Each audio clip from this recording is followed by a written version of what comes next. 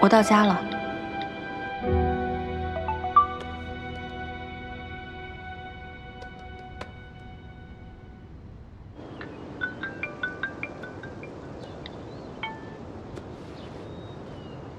喂，有没有去医院做全身检查？放心吧，我没磕着碰着。爸爸也做了检查了，没什么事儿。那就好，那就好。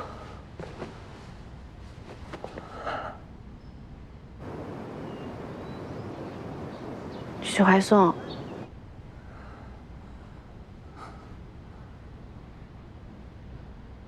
怎么？做了一回英雄，我就从怀颂变回许怀颂吗？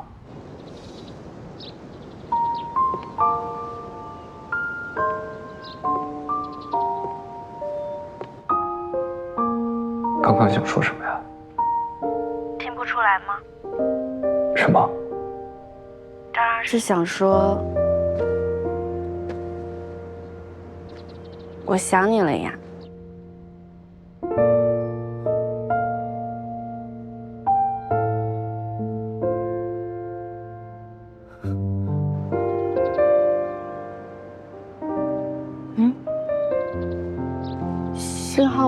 信号断了吗？没有啊，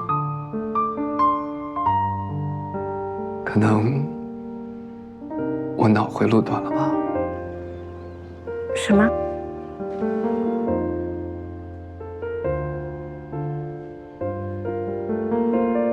我想说，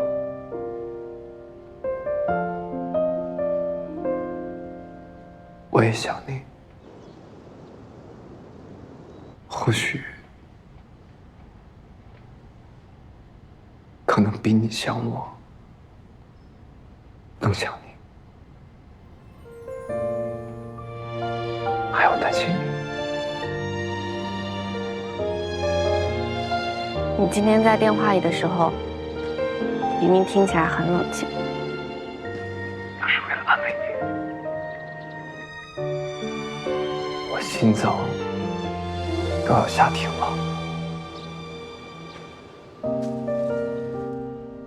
你要是再晚一点给我报平安，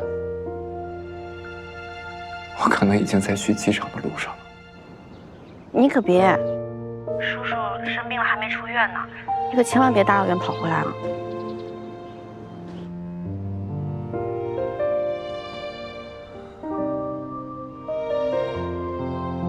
是啊，10000公里，真的好远啊！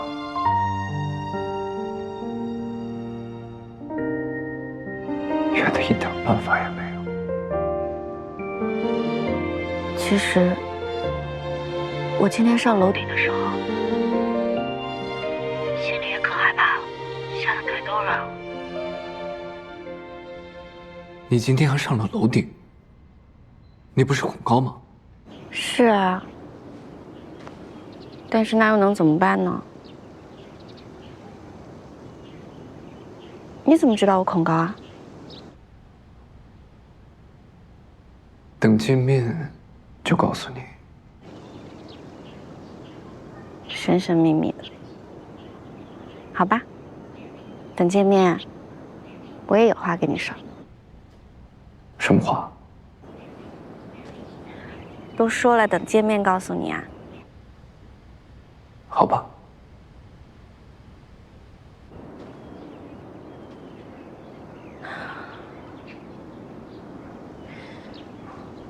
我到现在都不敢相信，怎么会出这样的事情呢？上次去环市的时候，我还跟姚鑫一起开会来着。你说周俊会怎么样呀？我下午去做笔录的时候，看见他进审讯室，好半天都没出来。只有周迅没有杀人，就不会错怨他。只是目前这个情况下，一切的证据都指向了他。他的主观解释也只是一面之词，破案需要的是时间和过程。那一般需要等多久才能出结果呀？其实个案的情况都不一样，没有一个具体的定数。他说要找你帮忙，但是你没有国内律师执业证，应该当不了他的律师吧？我会再找律所的其他伙伴的，放心吧。你那边已经很晚了，早点休息吧。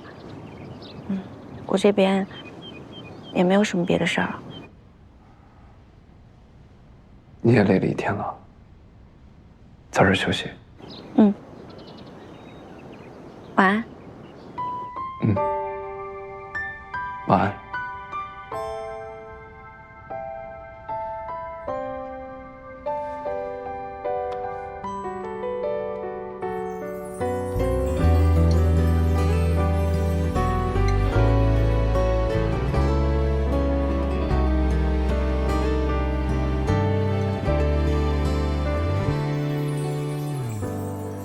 If you look up at stars in the sky, small but peaceful as their own sunshine, my eyes are drawn to you when seeing you nearby, wishing all of your worries fly away. My world has colors I never knew. Love is all I believe you feel it too. 走啦，妈妈。哎呦，你看看，怎么回事？那黑眼圈都痛到这儿了，是不是晚上东想西想，做噩梦了？没睡好是吧？没有，妈妈，你别担心我了。倒是你跟爸爸这2天在家好好休息，缓缓神。我和你爸早好了，没事儿，你放心啊。你回去也好，那边人多，人气足一点。哎，上车吧。妈妈，乖宝宝。到了以后给妈发个信息啊。会想你的嘛。去吧去吧去。你跟爸爸照顾好自己。哎，放心啊。跟师傅说开慢点啊。到了给你信息。哎，拜拜，妈妈。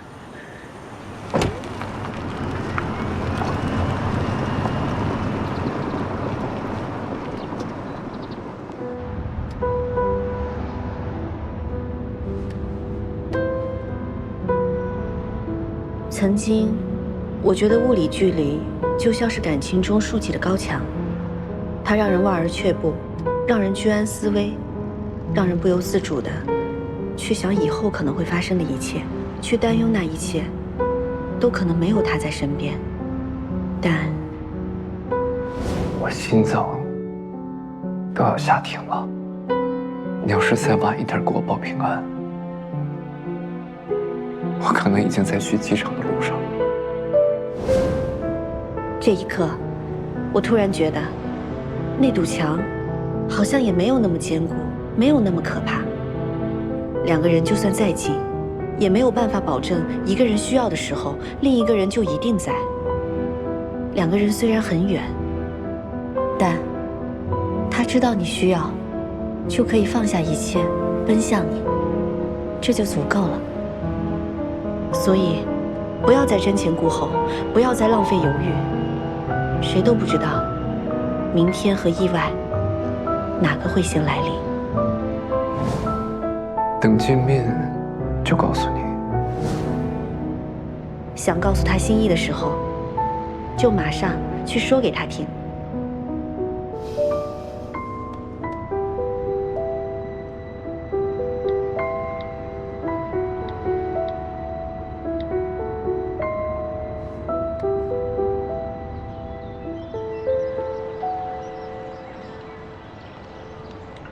我在登机了。啊？我真没事儿了，你回来了，叔叔怎么办呀？今天出院了，家里有护工在，放心。准备起飞了，落地跟你说。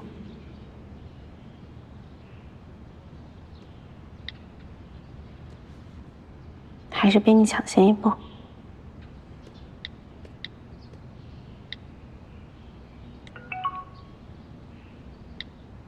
姐姐，我给你寄的快递现在在派送了，你记得签收一下哦。你给我寄了什么呀？你等会儿就知道了。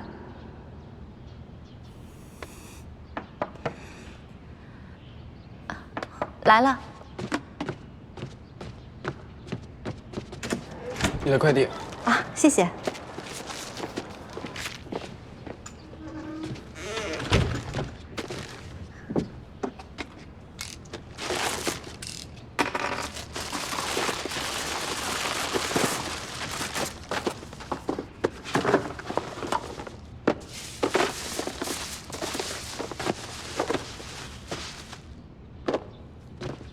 这是什么呀？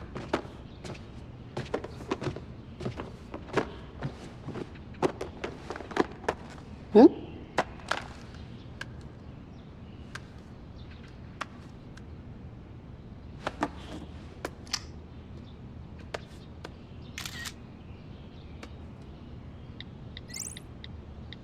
你是不是寄错快递了？没，姐姐，你开机看看草稿箱吧。草稿箱？这又是什么事新玩法？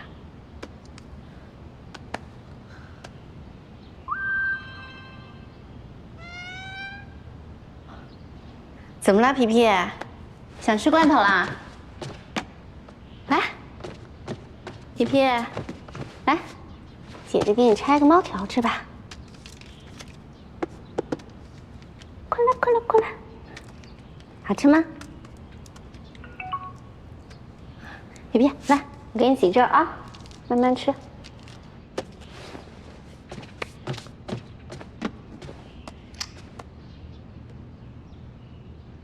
姐姐，你看到了吧？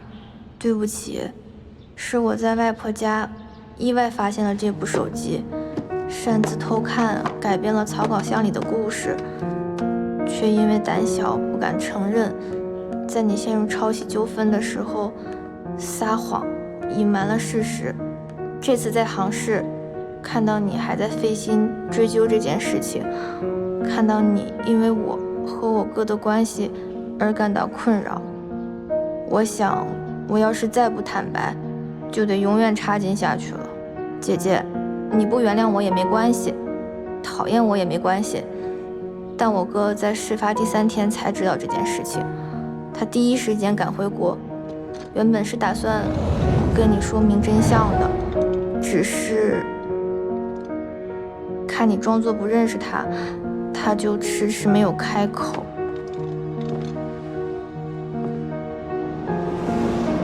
所以，如果可以的话，请你原谅他，他是真的很喜欢你。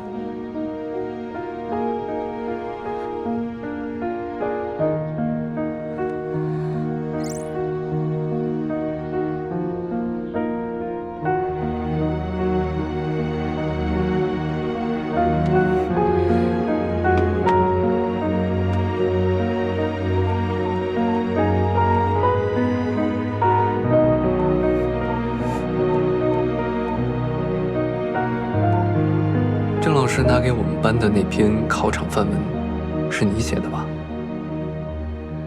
什么考场范文啊？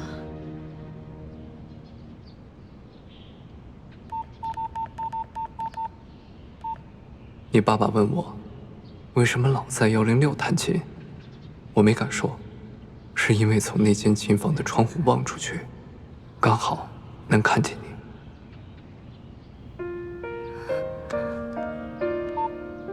你的座位换到了窗边，为了在走廊罚站看你。我迟到了。往这站好。许怀松，你怎么还学会迟到了呢？先罚站啊！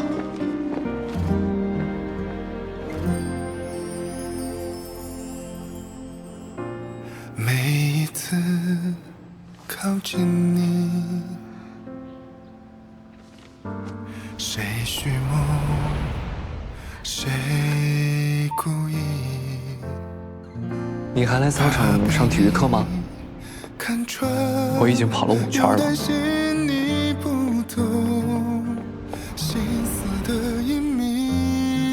软玉，软玉。还有，道明寺了不起啊！我喜欢的是花泽类。花泽类应该不吃炸鸡。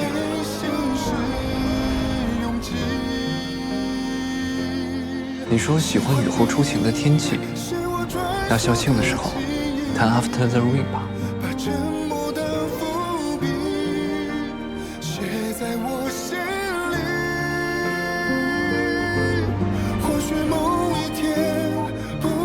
你们班那个揪你辫子的男生问我要英语作业，我没给他抄。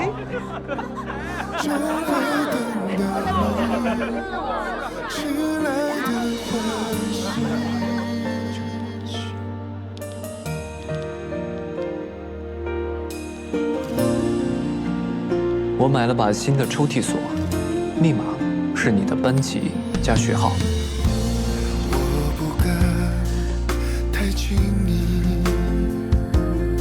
艺术馆楼下那只猫一直在叫，我喂它吃了猫条，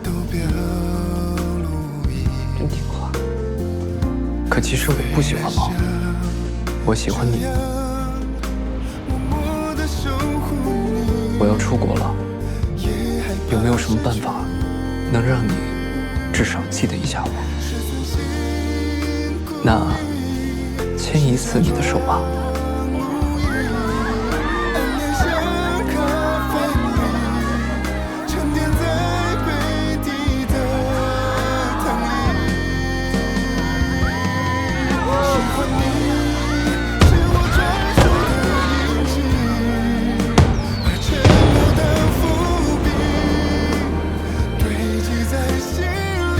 支付密码309017。你今天上了楼顶，你不是恐高吗？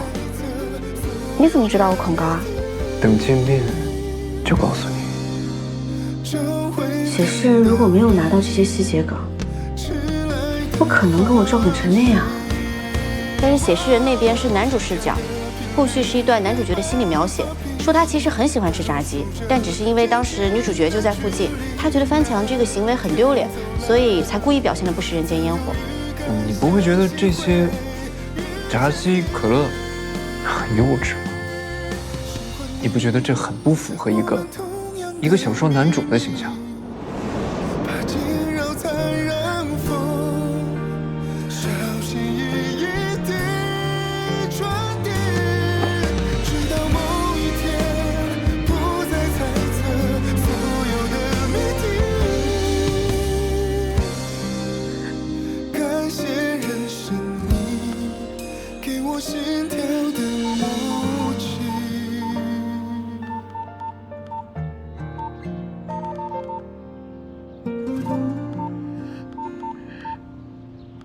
你分到我们班的同学录没有给我的，他们回收的时候，我自己加了一张进去。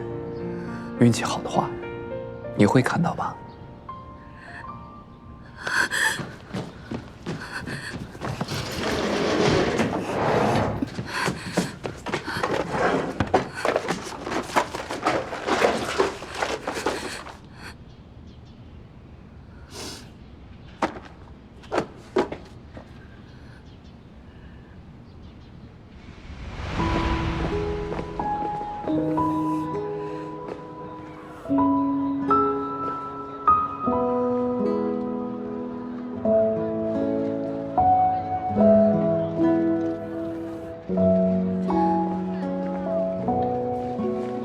阮玉，哎，你是来分同学录吗？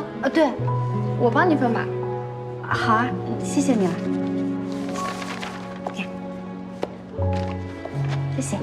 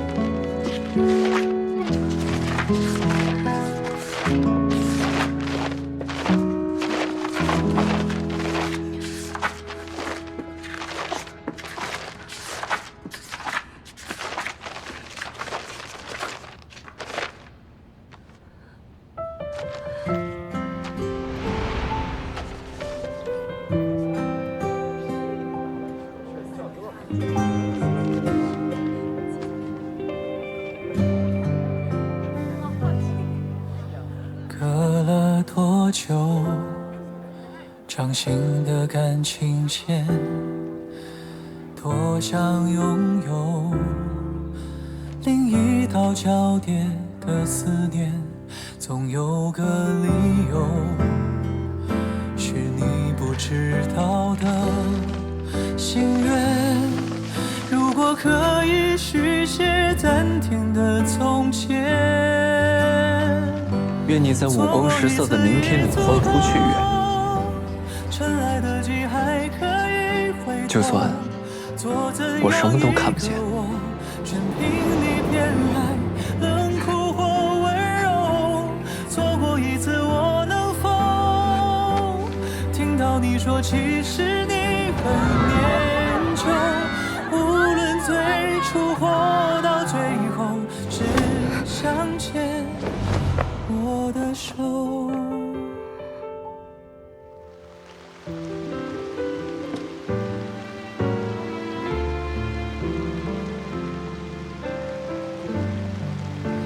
数过双手，真的好久不见。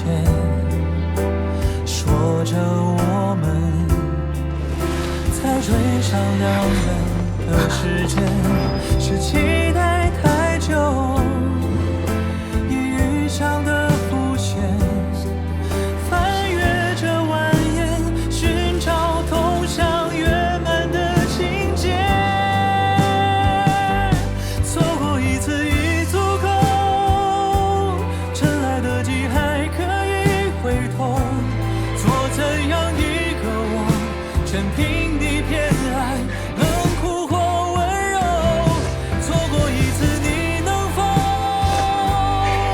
牵紧等待的手，让我穿越人山人海的时候，确认我拥有。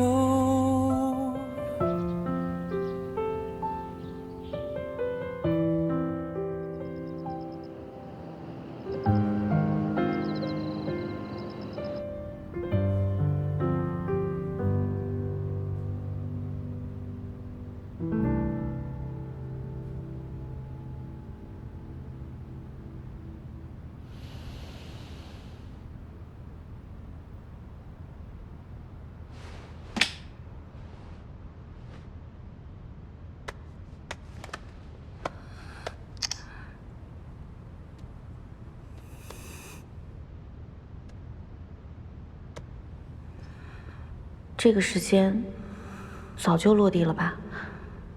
怎么还不回消息？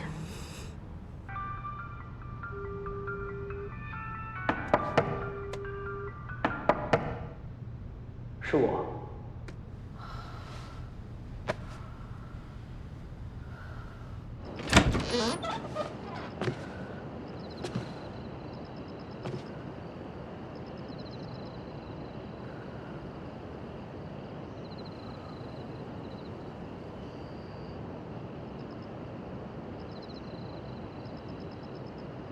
许怀松，我们重新认识一下吧，用最真实、最坦诚的样子，重新认识一下。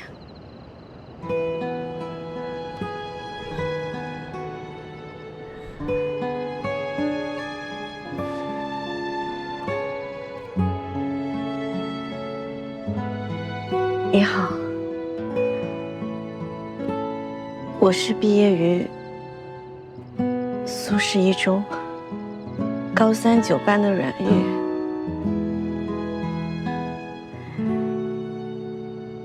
曾经很喜欢你，现在……等等，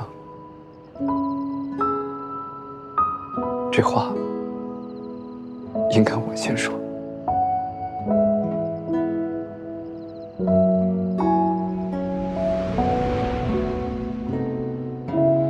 你好，我是毕业于苏轼一中高3 10班的许怀松，曾经非常喜欢你，现在比曾经更喜欢你。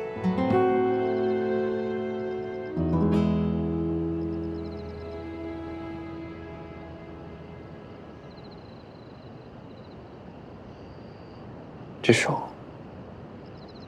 还握不握了？不握的话，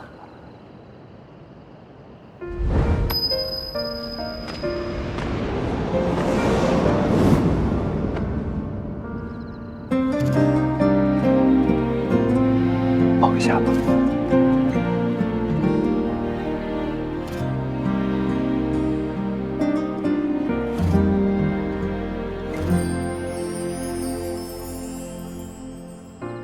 每一次靠近你，谁虚谋，谁故意，怕被你看穿，又担心你不懂心思的隐秘，谁自不答应。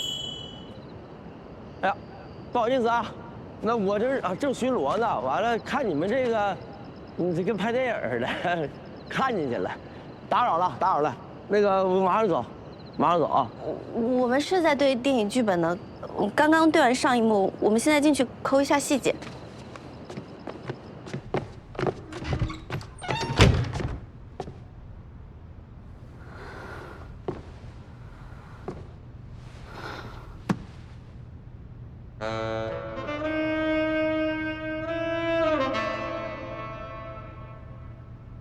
想要抠什么细节啊？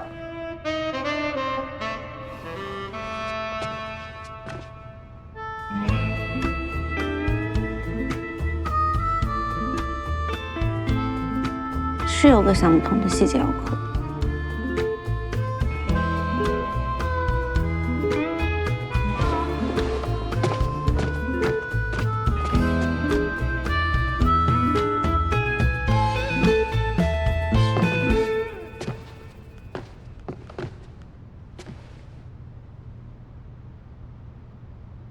我很好奇，在他重见天日之前，到底是怎么安然度过这么多年的？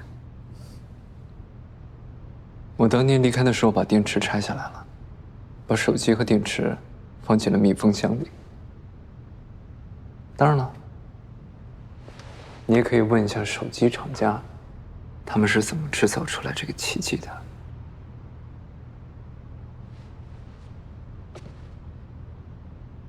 那你这样半天不饿吗？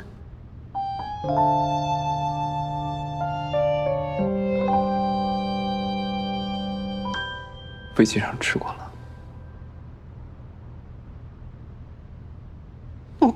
飞机上吃过。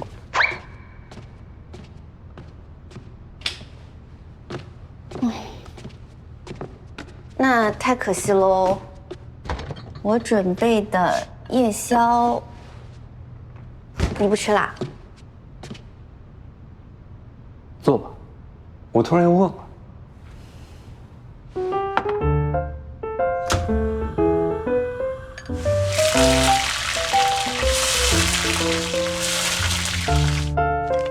干杯！干杯！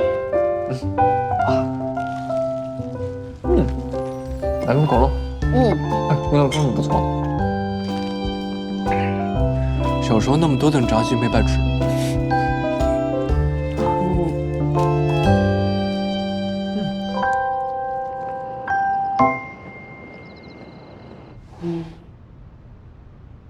再问最后一个问题：当年一开始，你是怎么注意到我的？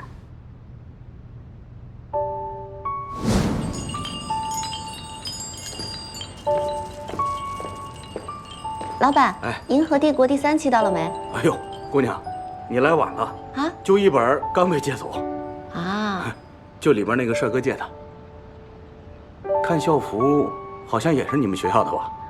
哦，要不你跟他商量商量？不过他好像在睡觉。还是算了吧，等他看完了以后我再看。也行。天气这么好的周末午后，能看着自己喜欢的漫画书睡觉，太舒服了。人生嘛，就该反复活在这些美好的瞬间里。你是我们班主任的女儿，我们班每一个同学都认识你。就这么简单？就没点言情小说里那种浪漫的邂逅？那没有的话，就不能当你的男主了。能，让你当，那你当够。都当了几十张的男主了，不当也罢。你什么意思啊？现在是不是可以正式升级一下身份了？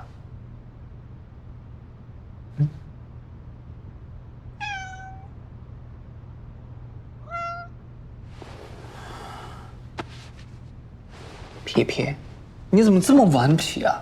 你不知道姐姐正在说很重要的事情吗？我们一起听啊。一起听。怎么了？闻什么呢？啊？闻什么？闻我们身上的油烟气呗。我身上也有油烟气，是在你这儿染的，是不是要负责呀？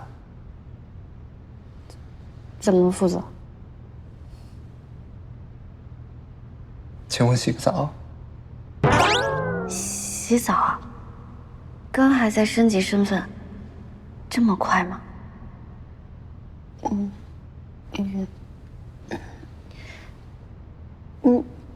你也没带换洗的衣服呀？洗完澡以后你穿什么呢？我带了。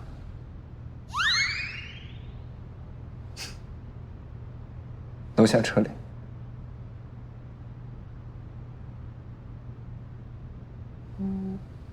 你今晚是要留宿吗？想什么呢？我的意思是，你要是留宿的话，我就把客房给你整理出来。不用，我留，但不宿。时差还没倒过来呢，一会儿我在客厅里工作，陪着你。这样应该不会做噩梦了吧？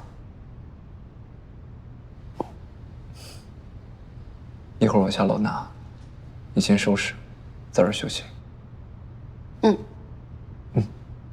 去吧。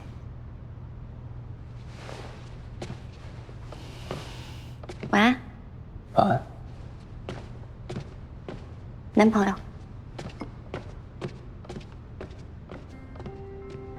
男朋友。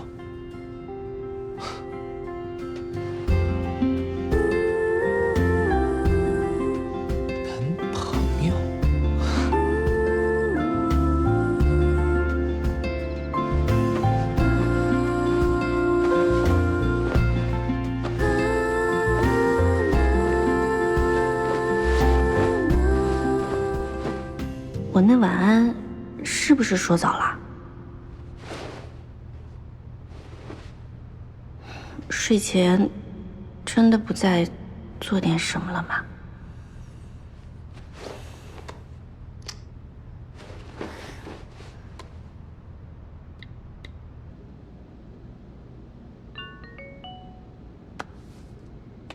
许怀颂今晚在我家。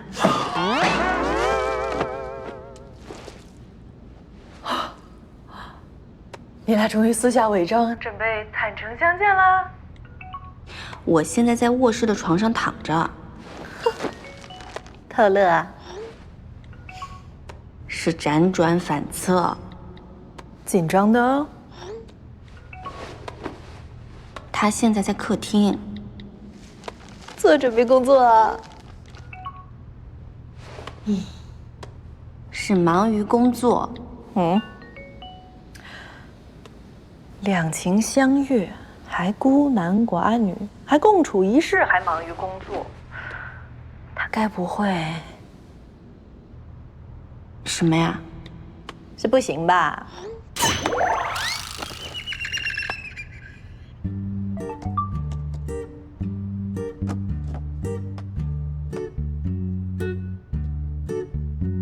怎么突然就回国了？有急事吗？回来当男朋友，算急事吗？正式的那种吗？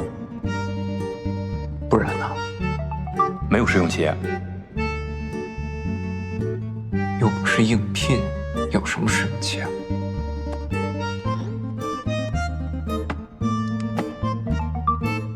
哦，好吧，那你现在是在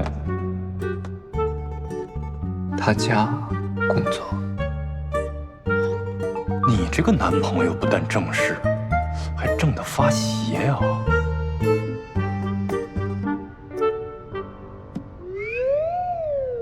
太正了吗？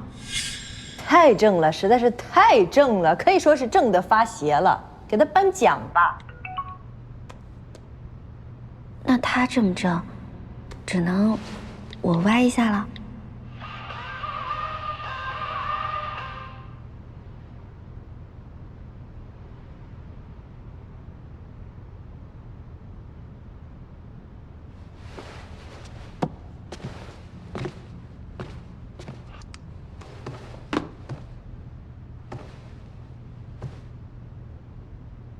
任玉，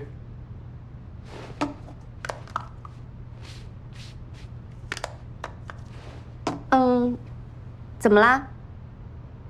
这么晚了，怎么还在刷视频啊？我有点睡不着，我有点无聊。那我进来了。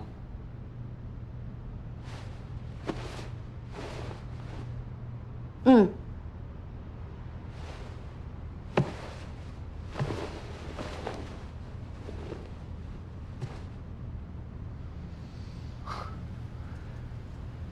我想着让你能早点休息。我一个人在客厅无聊，你怎么还无聊上了？你有点无聊啊？那要不我陪你聊聊天？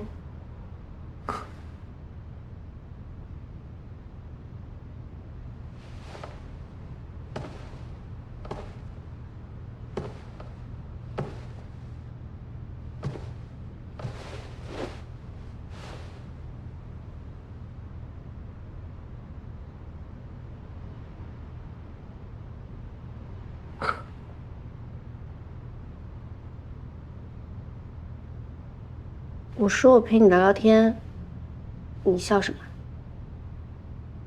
有吗？我会在笑吗？你笑了，你笑什么呢？我在笑我被我女朋友套路进房间的事情。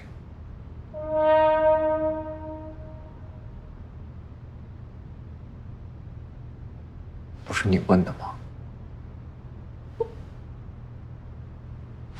我不想问，你烦死了，你出去吧。生气了？我没生气。好了好了啊，是我想来的。先出来嘛，别闷在被子里，睡不好的呀啊！你干嘛？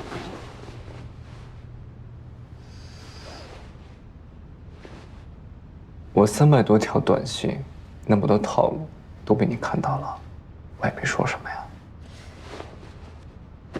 那是一报还一报。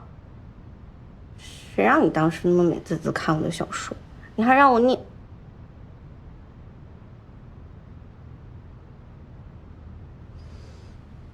哦，我让你念什么了？没什么，我要睡了。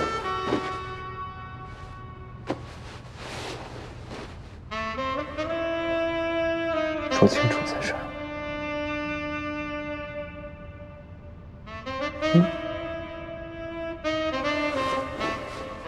那我郑重跟你说明啊，我小说里第23章那些内容，那纯粹就是为了戏剧效果而虚构的。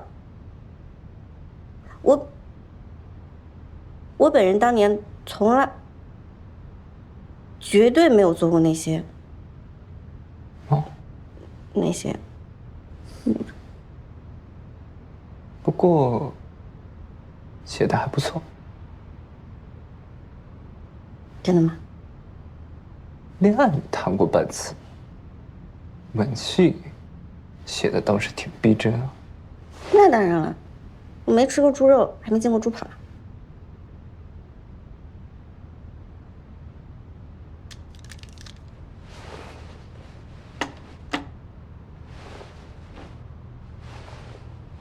你干嘛？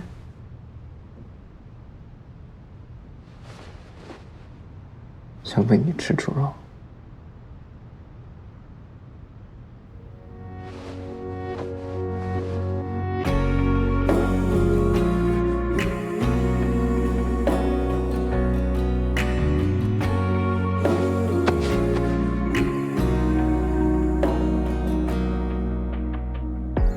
窗台的花绽放开，思念也席卷而来，散不开。想与你的手紧握起来，漫步于人海，任由风轻轻拨动你裙摆，在我的心怀。只有你是无法被替代，一切你来，喜就变轻快。直到麻木他怎么一脸淡定的？寻梦已久的爱，一直到为你而存在，从细针变成爱，就现在，别猜。看表情，你是看不出来的。你要听，它真的比烟花炸得还猛。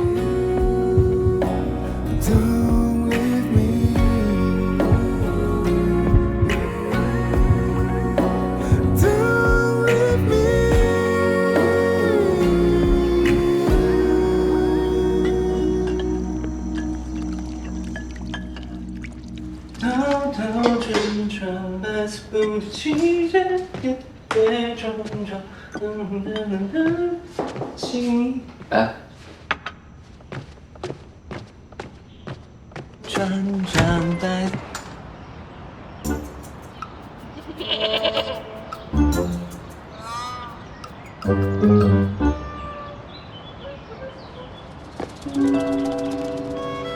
走错了？说什么呢？不小许在这儿吗？怎么可能走错呢？阮老师、曲老师，请进，请进。哦，我来拿拖鞋。啊，我是粉色那双。哎，好，好，好，谢谢，谢谢，谢谢，谢谢。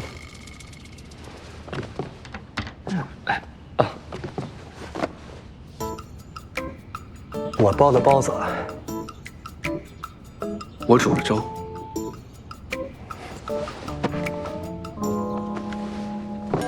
走走走，放放放。怎么？你宁愿相信走错了，也不相信女儿真谈恋爱了？不是，这不谈则已，谈也太快了。你别这么急着下结论，看看什么情况再说。啊，拿钱，拿钱，拿钱。哎，小许啊。哎，阿玉呢？他还没醒。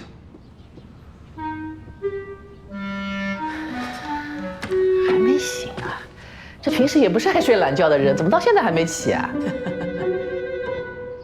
要不你去叫叫他？好。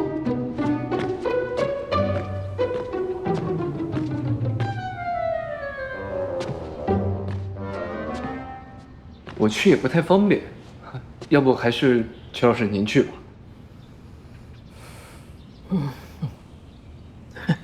啊，对对对，好，我去叫。我亲闺女嘛。来来来来。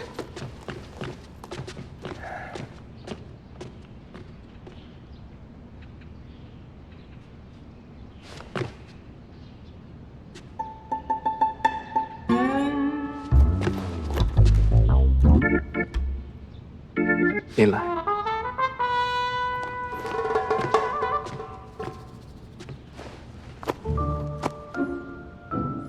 谁这么香啊？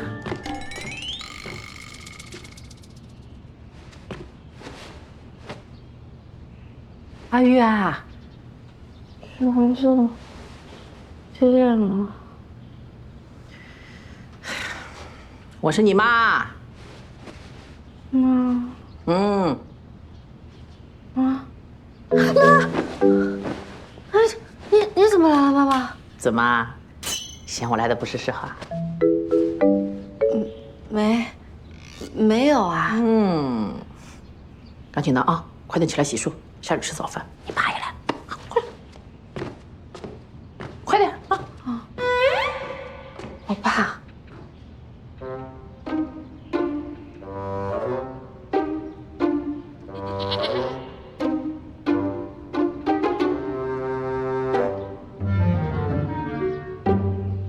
小雪啊，哎，你这是刚从国外回来啊？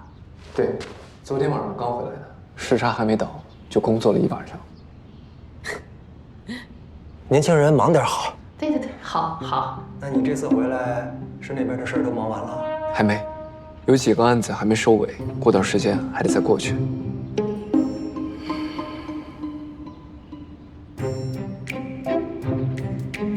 不过，我已经没有再接新的案子了。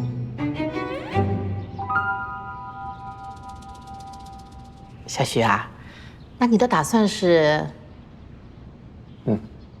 打算回国发展了。好。玉玉呢？还没弄完。阿玉啊，这干嘛呢？快出来吃早饭了。来了吗？快点过来吃早饭。来，你看，你爸给你包的包子，一大早忙到现在，有菜包子，还有肉包子，是不是？都是我爱吃的，谢谢爸。还有小许给你煮的粥。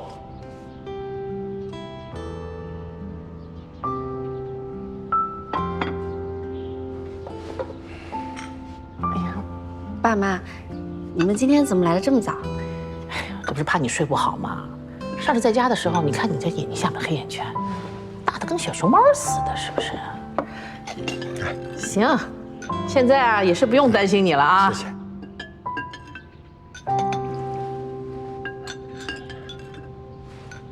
哎，小雪，你知不知道周俊那孩子现在什么情况啊？警方目前对他采取了强制措施，具体的还得等会见过后才能知道。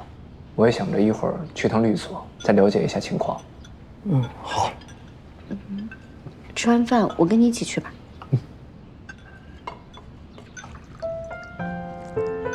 吃个大包的包子。吃。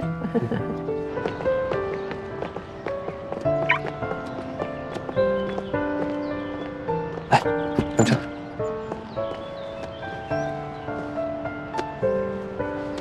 小徐啊，那你的打算是？打算回国发展了。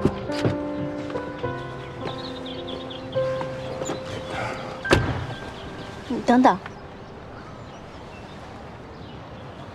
怎么了？我刚才刷牙的时候，听到你跟我爸妈说的话。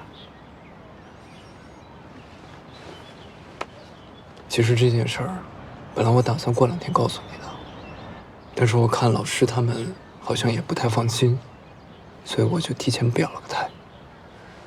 这么大的事情，你怎么说表态就表态了呀？你在那边打拼了这么多年的事业，还有你积累的人脉资源，这些都没你重要啊。可我还是希望是我们2个人共同解决这个问题。其实这2天我也一直在考虑这件事儿，本来打算见面跟你说的。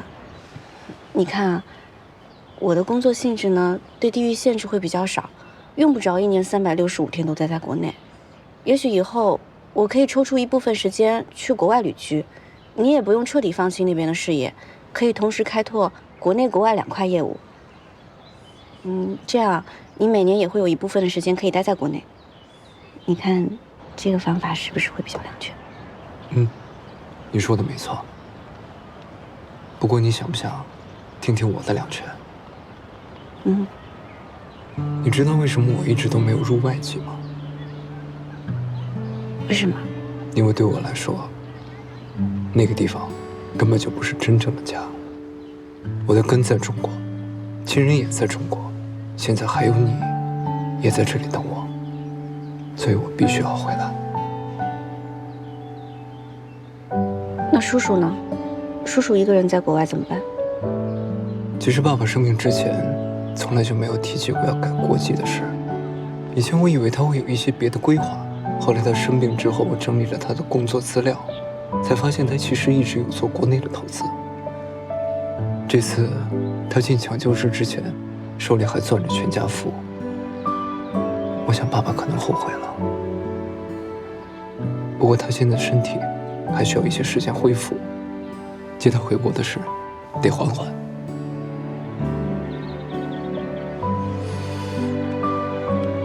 其实我很高兴，你愿意为了我考虑这件事情。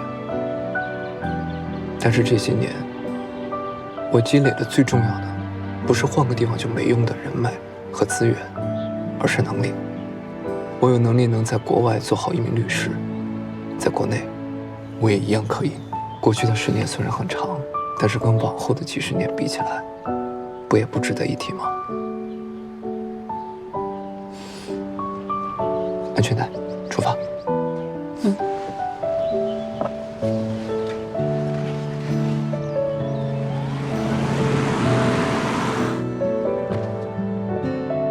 这次真找了一个律师男朋友，应该放心点了吧？他这个行业啊，看着人际关系简单，接触人员少，不太出门。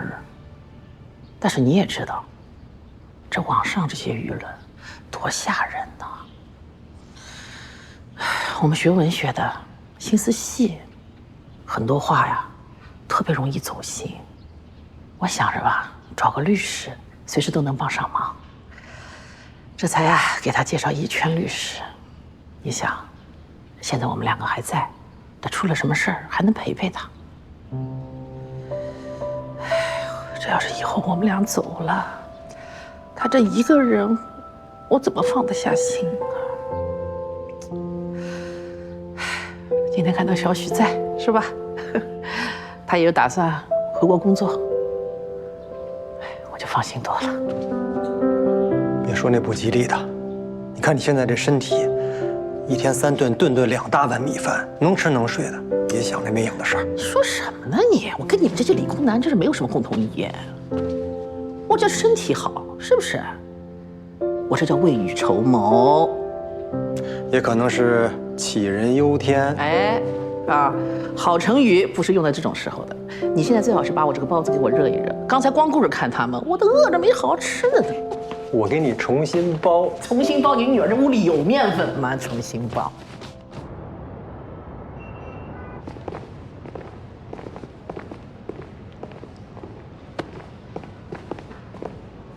我眼花了吗？我是不是该去看一下眼科了？不，如果要去的话，我更推荐脑科，看看反应迟钝能开点什么药调理一下。什么意思啊？我不会是我们公司最后一个知道这件事的人吧？喏，你可以问问保洁阿姨。如果阿姨还不知道的话，你就是倒数第2个。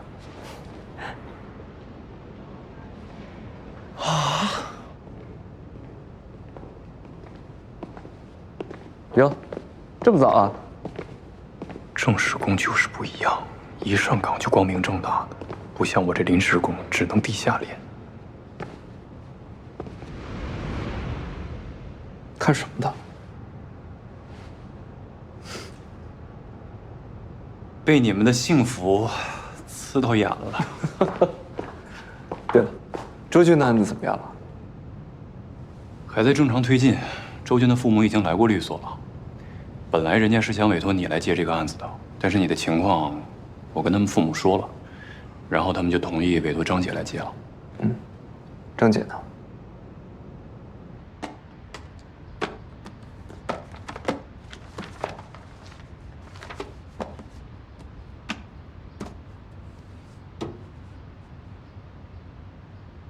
许怀松呢？他怎么没来？我是智坤律所的张玲律师，你的家属委托我作为你因涉嫌故意杀人罪、绑架罪一案的辩护人，你对此有无意见？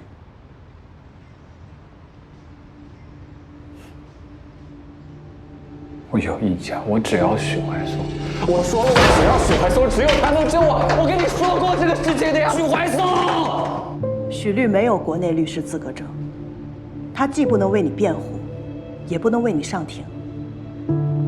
不管你现在是不是在排斥我，你只能选择相信我。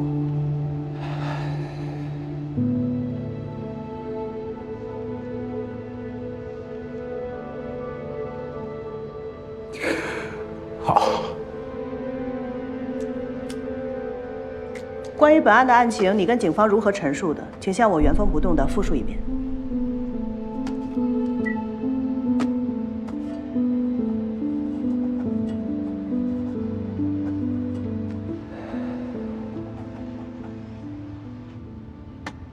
我在是不是有点不太合适啊？会不会涉及到隐私什么的？你认识被害人和犯罪嫌疑人，也许你还能给我们提供一些信息，你就在这旁听吧。好。这是我跟周俊谈完之后梳理出来的资料，你们看一下。根据周俊的说法是，被害人遇害时，他本人并不在现场。案发当天是被害人开的车，案发前40分钟左右，周俊坐在副驾驶，与被害人起了冲突。冲突原因呢？周俊说，被害人进入环视工作之后，经常加班应酬，两人相处时间越来越少。而且被害人跟他在一起经常心不在焉，所以他一度怀疑被害人出轨。两个人不止一次为这事儿吵过。你遇到过他们俩吵架吗？有，我记得上个月的时候，就是怀松飞美国那天。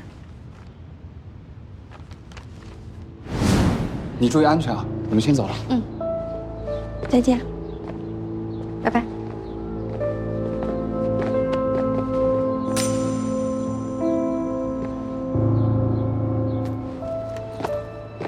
怎么还生气了？除了那次还有吗？还有几次都是在环视的楼下，而且姚鑫对周俊的态度确实是一直比较冷淡的。具体的时间我查一下手机上的打车记录，一会儿截图发给你。好。关于怀疑被害人出轨一事，周俊有没有确切的证据？没有。周俊说，案发当天就是想看被害人手机，确认他有没有出轨，却被被害人制止了。两人吵了起来，发生了肢体冲突。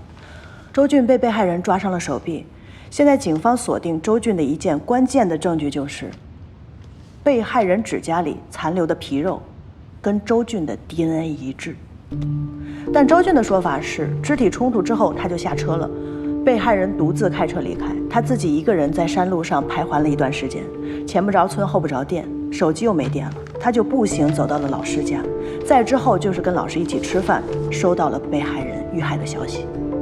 那目前这个案子没有出现第二嫌疑人吗？暂时没有，那条山路上是没有监控的，被害人车辆上也没有行车记录仪，车内包括凶器羊角锤上也没有发现周俊和被害人以外的生物痕迹。至于案发现场，因为那天刚巧下了一场大雨，痕迹遭到破坏，取证也比较困难，警方在进一步的侦查。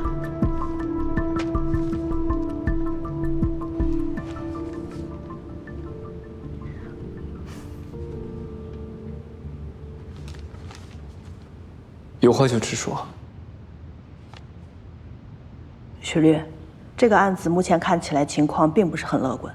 我知道你没有国内的律师资格证，但是智坤律所的一些疑难案子，你有时候也会参加。周俊这个案子，要不要一起？张姐啊，许律对刑事案件也不是很了解，我看这次就算了吧。刚才许律问的那几个问题都问到点子上了，一看就很专业啊，不像不熟悉的呀。这样，周俊这个案子你们正常推进，至于我本人进不进来，我们再议。